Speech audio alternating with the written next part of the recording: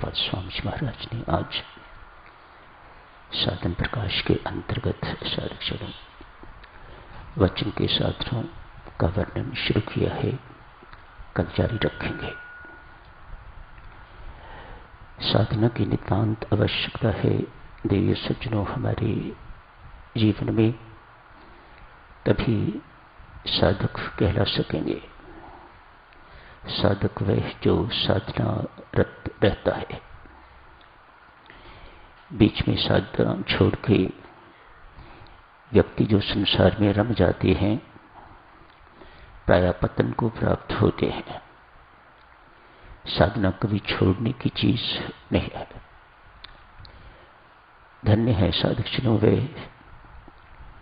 जो यहां सत्संग के लिए आते हैं।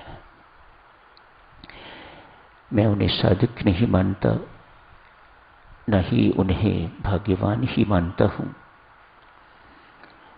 जो समस्याएं सुलझाने के लिए आते हैं।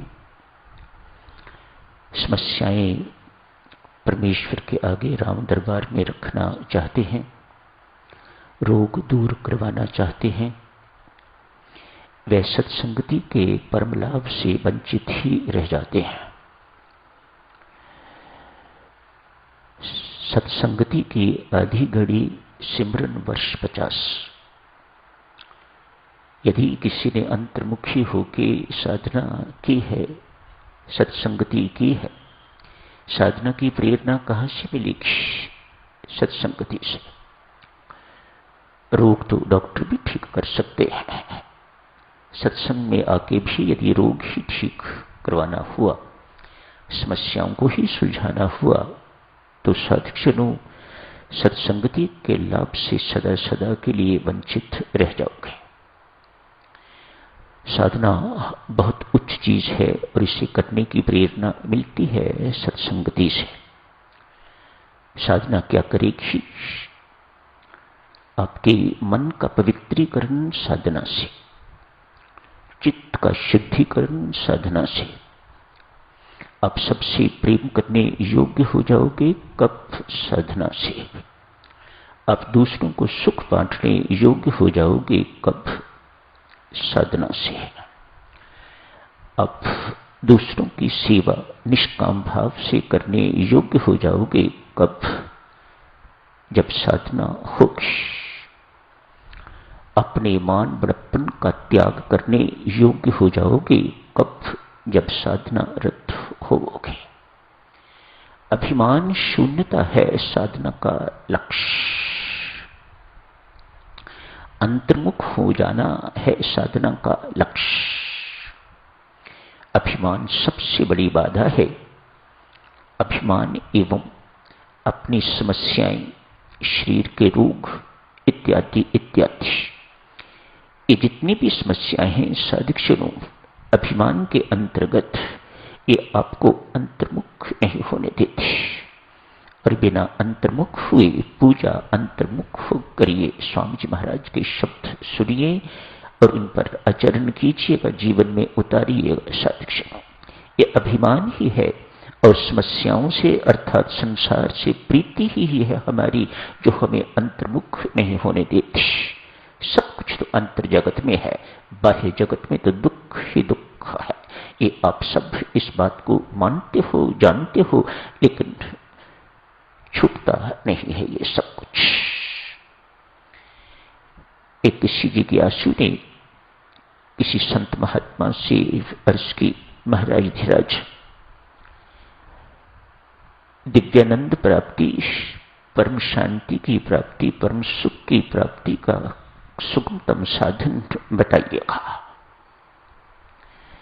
कहावत, अमुक जंगल में एक तालाब है, उस तालाब में एक मगरमच्छ रहता है, उससे जाके ये प्रश्न पूछो तो वह तुम्हें उत्तर देगा कि ये परम शांति किस प्रकार से प्राप्त हो सकती है, ये परमानंद की प्राप्ति कैसे प्राप्त हो सकती है। व्यक्ति वहां चला गया है, जाके तालाब के किनारे खड़े होके हाथ जोड़ के मगरमच्छ से मानो जानता है मुझे कुछ पाना है, कुछ सीखना है, तो किस प्रकार से सीखना होगा? आंखें दिखा के नहीं, नम्र बन के। ये नम्रता कहां से मिलेगी? साधक जनों, साधना से। अभिमान दूर होगा तो विनम्रता आएगी, आपको झुकना आएगा। कब? जब साधना होगी तब। अतएव बहुत झुक के प्रणाम किया है मगरमच्छ को, काम उनसे। अतएव किसी से भी काम लेना है तो आपको विनम्र बनना होगा। किसी से भी कुछ सीखना है तो विनम्रता ही आपको सिखा सकेगी। झुकना सीखिए, ये साधना सिखाती है। जो हाथ जोड़ के प्रणाम करके कहा, मगरमच्छ जी, मुझे मेरे गुरु महाराज ने, अमुक संत ने भेजा है आपके पास, मेहरबानी करके मुझे परमानंद प्राप्ति का साधन बताइएगा। मगरमच्छ कहता है, युवकों, सब लोग सुनो, हम इस रोग की किसी को चिंता नहीं है।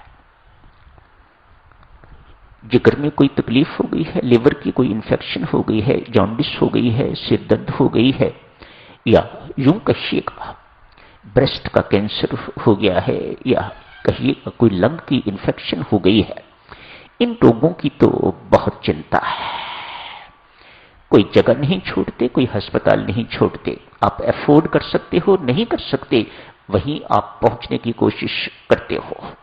लेकिन ये रोग जो आपको अंतर्मुखी ही नहीं होने देता, ये रोग जो आपको चित्त की शांति लाभ नहीं होने देता, नित्य शांत जीवन बना के रखने वाला है, इस रोग का क्यों नहीं कुछ सोचते? ये रोग कैसे दूर होगा? तनिक सोचो, विचार करो, ये रोग कैसे दूर होगा? इस रोग, एकाकी रोग को यदि व्यक्ति शमन कर देता है, ये रोग दूर हो जाता है, तो परम शांति उसकी मुट्ठी में होगी।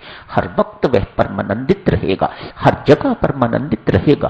कोई उसे अशांत करने वाला नहीं इस संसार में, अशांति भी उसे अशांत नहीं कर सकेगी। वह इस प्रकार का हो जाया करता है। तो इस रोग को दूर करने के लिए क्यों चेष्टा नहीं करते? इस रोग को दूर करने के लिए क्यों सत्संग में नहीं बैठते? क्यों परमात्मा से याचना नहीं करते? परमात्मा, ये रोग दूर कर हमारा, ये जन्म जन्मांतर से हमारे पीछे पड़ा हुआ है, ये तो शरीर के साथ ही मर जाएगा। कैंसर हुआ है, शरीर के साथ ही मर जाएगा। ब्रेन का ट्यूमर हुआ है, शरीर के साथ ही मर जाएगा। लेकिन अभिमान तो युगों युगांतरों से आपके साथ आ रहा है। चित्त की मलिनता, मन की मलिनता तो न जाने कितने जन्मों से हमारे साथ आ रही है। उस रोग का आदमी क्या कर रहा है? साधक हो, अतएव इन रोगों की सोचो, इन रोगों को दूर किस